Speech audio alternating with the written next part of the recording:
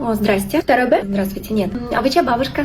Ой, слушайте, стать мамой в вашем возрасте, это подвиг. Когда бы не подумала, что у вас ребенок в начальной школе. Че, проспали? Не поняла? Хоть кофе выпили, умыли, зачем это жертвенность? Вы все равно молодец. Не все же могут в таком виде из дома выйти. Вы прям уверены, это классно. Потому что я так не смогу. Мне как минимум час нужен, чтобы все в порядок привести. А вы чья мама? Вольфа Хрющникова из 2 Б. Вот мальчик, видите? А вы знаете, что ваш сын постоянно дерется? Родители обсуждали. Слушайте, ну кто в их возрасте не дерется? Это нормально, да? Но он бьет девочек. Может быть, стоит с ним поговорить, объяснить? Своему сыну ничего не запрещаю, пусть социализируется. Вы называете это социализацией? Вы в мое воспитание не лезьте. Как своего ребенка воспитывать, я сама знаю. У вас у самой сын, у меня дочка. Ну понятно все. Вот будет сын, тогда поговорим.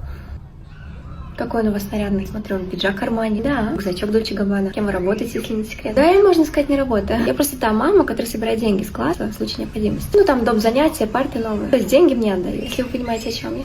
Вон как. А вы кем работаете? А я ваш новый директор. Приятно познакомиться. Зайдите ко мне после линейки, да? Есть что обсудить. Да, иду.